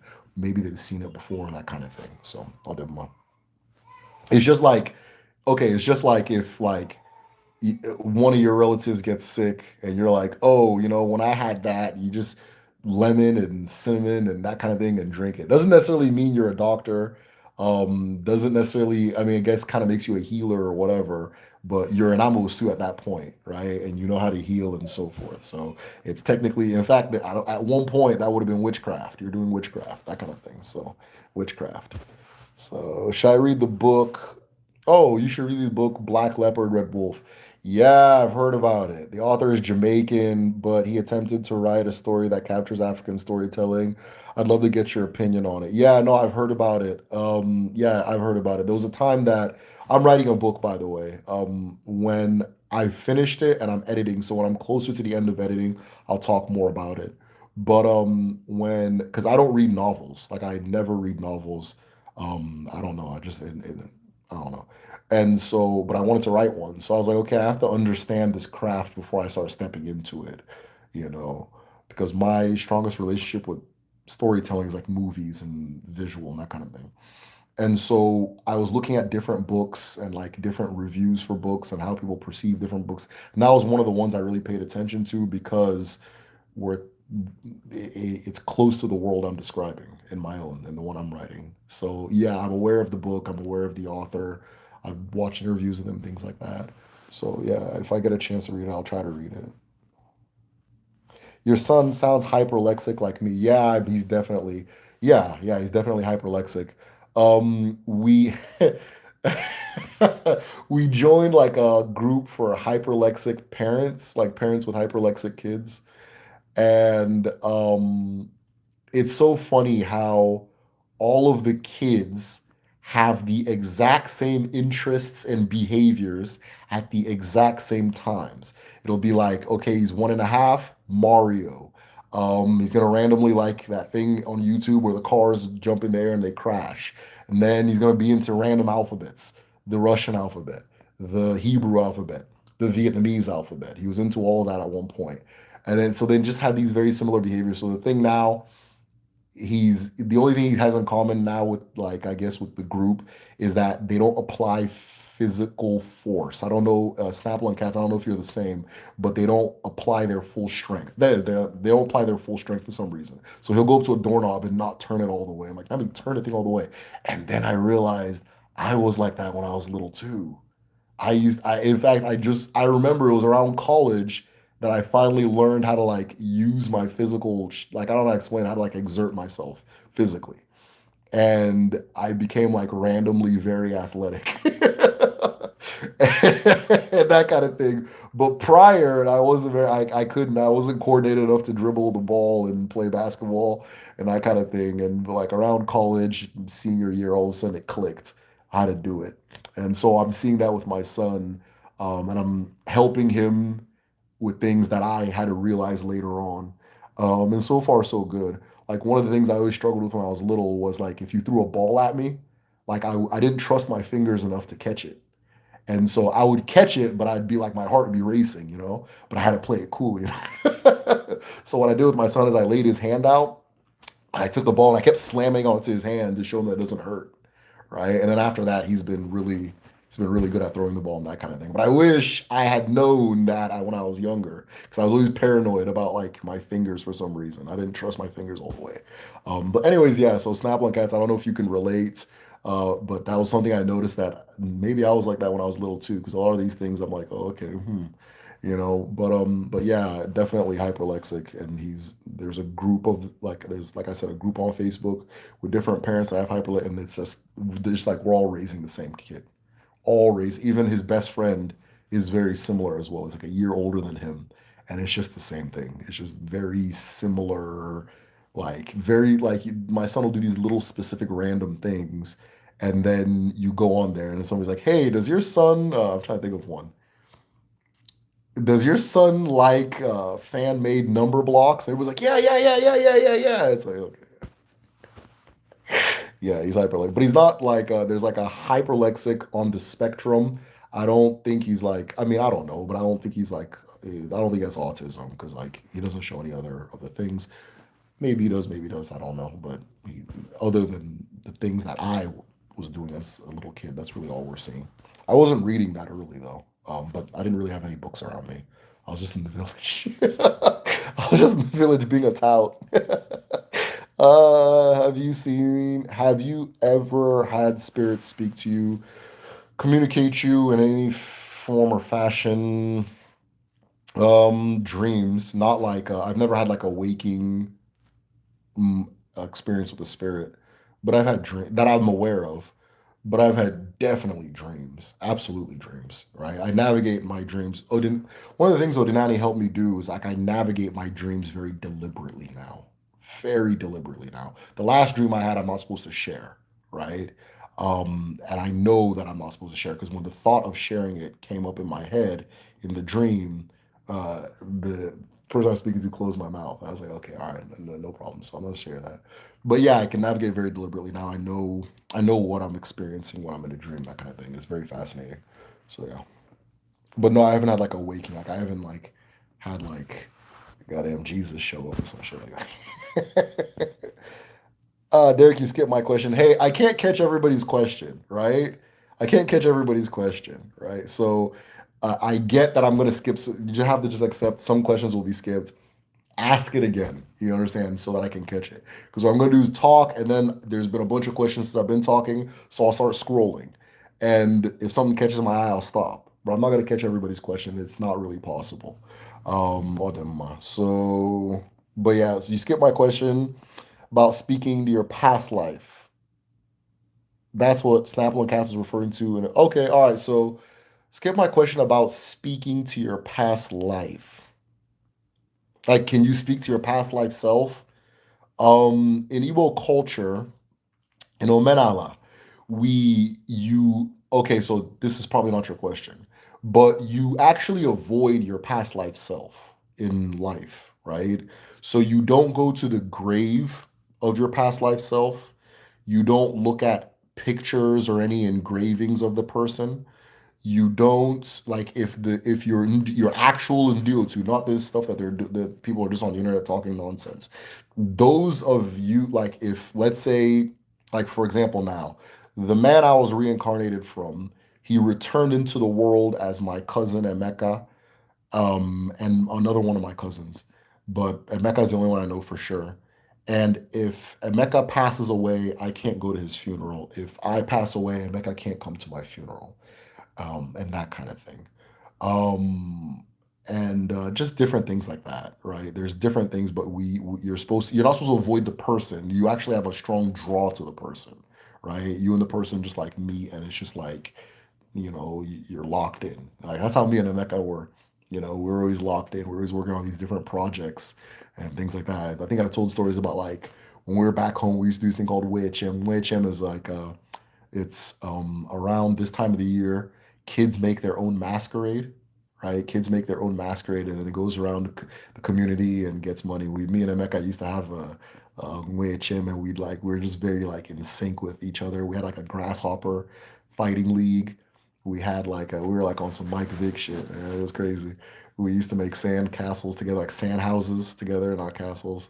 I think it goes whatever sand castles. We used to just do a lot of the same, like we used to just do a lot of the same things, right? He'd get a rash, I'd be the next person to get it. I get a rash, he's the next one to get it. We were just locked in, right? That kind of thing. But like if he passes, I'm not gonna go to his funeral. If he passes, or if I pass, he's not gonna go to my funeral. We're gonna avoid each other's graves, that kind of thing. That's how you relate with your Ndiotu. So maybe that had something to do with your question, maybe not. I don't know. But everybody talking about my Ndiotu, go figure out who your actual Ndiotu are if you have the privilege and the blessing of being able to before it's too late. Go figure out how your actual not everybody can do this, right? So go figure out who your actual Ndiotu are. Go ask your people, oh, my dad's a Christian. Look, you're gonna have to quit being scared. Okay, you can't just be watching the me talk on YouTube and think it's okay. If you can, go ask. You're a grown ass man, grown ass woman. Go ask. Go ask. Wait, who was I reincarnated from? You understand? They'll eventually tell you who else was reincarnated from that person. This person, that person, and that person. Those are my Indiotsu, right? Maybe reach out to them, maybe that kind of thing. If you have the privilege, right? If you have the privilege, not everybody does. So those of you who do, and you're just here watching me on YouTube, there's people that would die for the opportunity to know these things. You have it's one phone call away for you. So go do that. I have began the process. I've done something also. Adema. Fufu is so good. Yummy, yummy. Say, does Nze have something to do with Chuku? Yes, yes. Nze and Chuku are related. Yes. So you are becoming one with Chuku. You understand? If you are a living ancestor and your living ancestors or your previous ancestors were being their ancestor, and those ones were being their ancestor, ultimately you're all being Chuku. You understand? Ultimately, you're going back to the original ancestor, which is Chuku. So hey, Uchechi, hey, dibia. I'm so glad you figured that out just intuitively.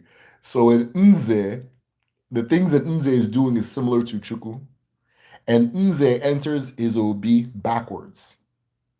You don't go forwards. When you're doing your initiation as an Ozo, you enter backwards. That kind of thing. Yeah, and so you understand. And so there's also the simulation that you're kind of alone with your wife. So you only eat what your wife cooked, that kind of thing, right? You can't eat food cooked by another woman, that kind of thing. What's another one? You can't be around women when they're on their cycle, on the time of the month. You can't do that, right? Um, which is funny because as I get older, this is gonna sound out there. I'm sure I'm not the only one. I can smell it, and it's like if I'm in public, like if I'm at Walmart and someone walks past me, I just know, and I don't know what it is, but it's like an irony smell. Of course, it's blood. It's like this different kind of irony smell. It gives me a little bit of a headache if there's too much of it, right? That's why I stopped going to the club. But as an inze, if I become an inze, then you can't do it. Funny enough, I'm an Inze. So, but I don't claim it.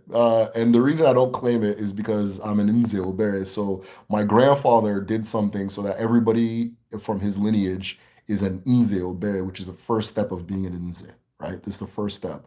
So the only thing that's significant about it, like whatever, is that certain times, like when they're serving food to Nzes, they can give you a plate too. You can get a plate too, right? That's what I'm aware of. But all the other stuff, I have to now go do the real Nze. I go do. So I'm like it's like almost like a college. Like I'm like a legacy. What do you call those? You know, the ones that get to just walk in there. I'm a legacy as far as that goes. And some people, because they'll go ahead and start calling themselves in there, but I'm not that. But I do wonder if it's why I have this very useless superpower of being able to smell horrible things. I mean, I'll say horrible things, but it is bad when it's like a lot, like it's like 4 or 5 people at one time. It's for me, it gives me like a headache. Is This will probably get my channel shut down. I don't.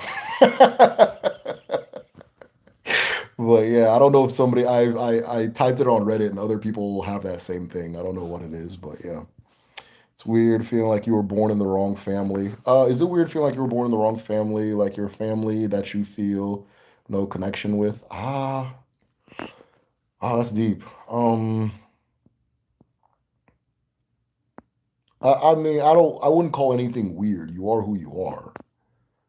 You are who you are, and it's a blessing to be aware of who you are. So that's part of who you are. Then I wouldn't call it weird. But yeah, that's tough. I don't know too much about that. Oh. My mom calls me Obatuleng Warushi. What does that mean? It's like, yeah, she's calling you she's calling you like a heavy dibia, a strong dibia. That's hilarious that she calls you that too. That's funny. Yeah. Is there anything wrong with being homosexual and practicing Odinani? Hmm. It's a tough question. I usually duck it because I want to have the conversation when everybody's ready. Um. Okay. So the if you tell a 70-year-old man, if you tell a 70-year-old man, do they practice Odinani? They won't know what you're talking about. The reason is the original term for Odinani is just Igbo, right? It's just Igbo. It's just being an Igbo person. But because there are now Igbo Catholics and Jews and all these different things, you have to now be specific. An Igbo person who does the Igbo thing. An Igbo person who's being Igbo. That's really what it means, right? So there, the thing you would call homosexuality, and I say the thing you would call homosexuality on purpose, so bear with me. But what you would call homosexuality in the West, there are examples of it, of course, in Igbo culture, right? Um, how do I put it this way?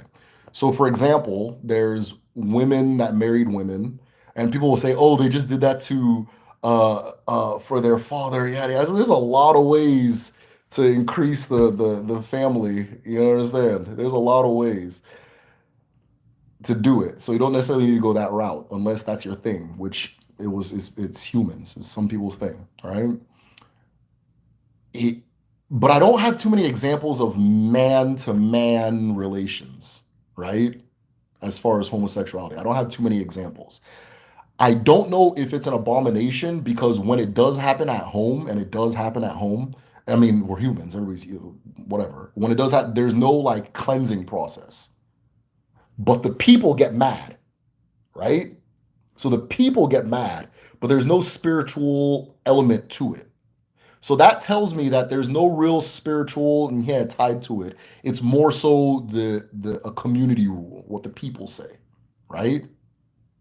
But I don't know yet. I'm still investigating, right? There have been situations where, you know, there are like people that everybody just knows in the community, okay, this person's gay. And there's no situation where, oh, the person's gay, we have to go like cleanse the land, right? But if you like sleep with like your sister, yeah, we have to cleanse the land before we can step on it again, right? We have to cleanse both people, and there's a punishment. But anytime it comes to homosexuality, it's just people getting mad and beating the person up if it gets bad. And it's getting worse. Homophobia at home is getting worse now than it used to be. It's getting a lot worse now than it used to be.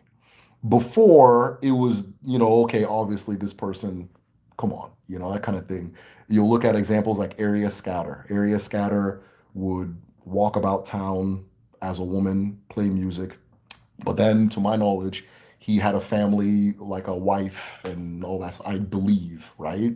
So the reason I said earlier what we call homosexuality is that you have to remember this is framed in the West for Western culture and Western history, right?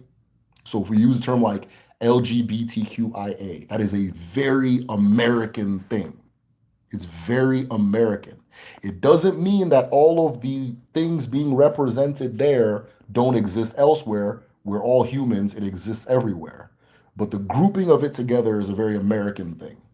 So a woman who has a wife may not be what we would call a lesbian, but marrying a woman is a lesbian act. So it's not a simple thing to answer. I don't think like as far as Odinani goes, I don't think there's any like it's not an abomination. It's not bad. It's not an abomination. I think it's more so the community's attitude, right? Because again, my evidence is when it does happen, and it happens, right? It happens as frequently as it happens here. There's no atonement or cleansing or whatever. I know what happens when an abomination happens, right? If somebody is caught, um, if somebody, let's say, I'm trying to think of a certain about, I always go to the incest one. If somebody is like for example, one of the abominations, like one of the in certain communities is killing a python. If a python is killed, there are specific things you have to do. It's an abomination where I'm from. There are certain things you have to do, right? But I had somebody I grew up with that, he had a boyfriend, right? And something happened and it became a public thing and he just kind of got bullied, right? There was no cleansing, there was no atonement, there's no whatever. He just got bullied. You understand? So I think it's more community attitudes, and it's getting worse over time. Because I remember, I would say like around the 90s, 2000s ish, it was just kind of like people would laugh about it if it was like my man. If it was a woman, they'd actually okay. There are some women where like based on like American culture, you'd be like, okay, obviously, right? Like, clearly, right? But those women usually be very respected because they make a okay, you understand? They do like men, right? Not saying that if you're like sitting there like having lesbian sex, you automatically get respect. That's not what I'm saying, right? There's some women that's like not with my adult knowledge, like, oh, okay, duh, but those people are really respected. But like an effeminate man is the respect element is not there, and I think that's how it's been worldwide. You understand, right? They're not going to respect it, but it's not an abomination like as far as like spirituality goes because there's no cleansing process after. And when people say the difference like hour of their land, it's almost never listed, right? But the community attitudes are getting worse, right? It's getting worse over time, right? That kind of thing. So I have my theories as to why, but my theory is the internet. The internet's making it worse. So yes, I had low muscle tone, coordination issues, wonky perception. Yeah, yeah, yeah. Okay, yeah. So I probably was the same thing. Yeah. So yeah, black leopard, red wolf, very graphic violence. Absolutely. I had a funny thought. I'll do my. What is the importance of what is the importance of establishing shrines in the community, like an Arobinagon shrine? Yeah, good question. So different shrines serve different purposes, and the community determines what that purpose is, or the person who initiated that shrine determines what the purpose is. There are situations where, like for example, now like there's an account I have of Aro people being going to an Ijaw community. Ijaw is a different ethnic group that's close to Igbo culturally, but they're not the same. And so they go to an Ijaw community, and there was a smallpox epidemic, and they were able to cure it, and they used a specific abara in curing it. And to keep the smallpox out, they built a shrine, or they built an arashi there, and that arashi's purpose was to ward off or keep that particular ailment away. I have another account of the Imaka shrine in Awka, which is the capital of Anambra State. So Imaka was set up by people from the Idioma group, which is a different ethnic group from Igbo. I don't think so, but but the idioma, right? The idioma people. Idioma means good people in their language. In Igbo, you say Indioma, which I don't think is different, but whatever. And they brought them to set up this shrine. And Imoka is specifically, or they specifically set it up because it helps people acquire wealth, right? So when people go to pursue wealth, it enhances your pursuits towards wealth, right?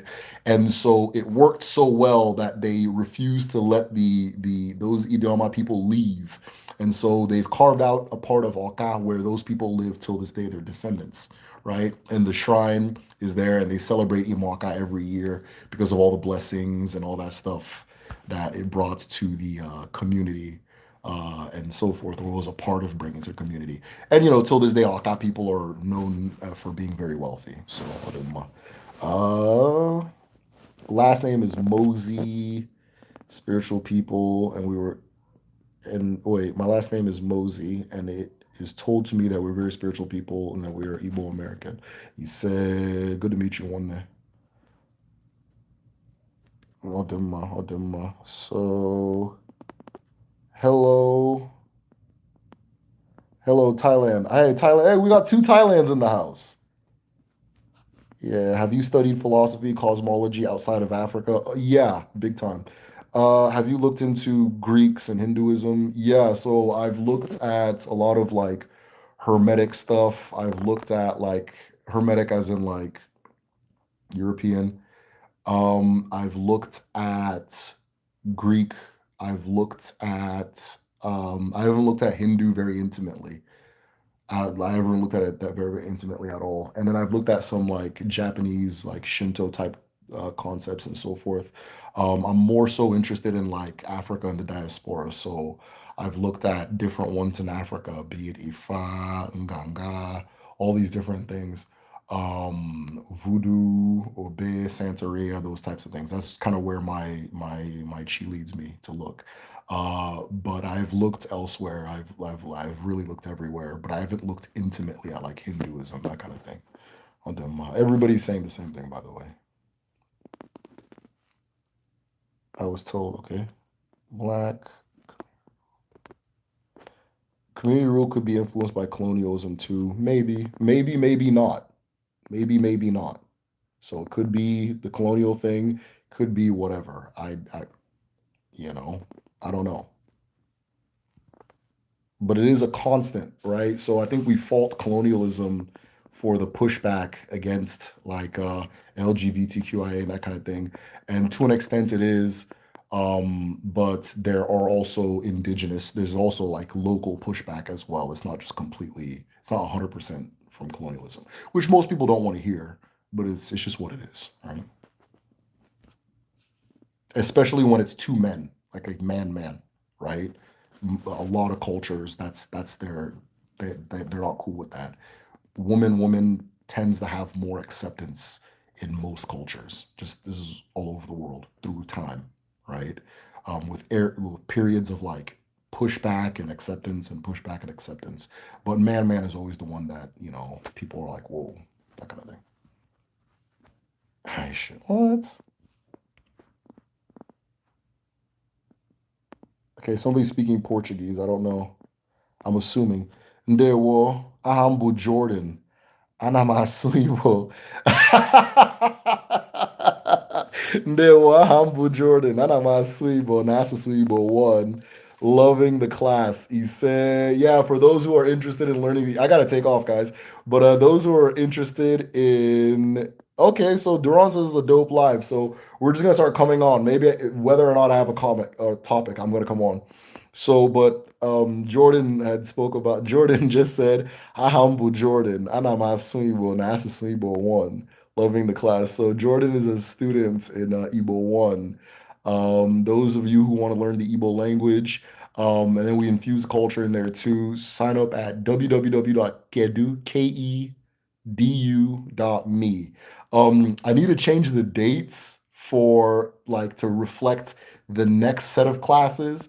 But if you sign up now, you'll be signed up for the winter set of classes, which I think starts. I'm not gonna say the date it starts because I'm not good with the calendars, but it starts in the winter. It's you've got a lot of time. If you want to sign up now, that would be great. We usually try to keep the class at like 12 to 14 seats.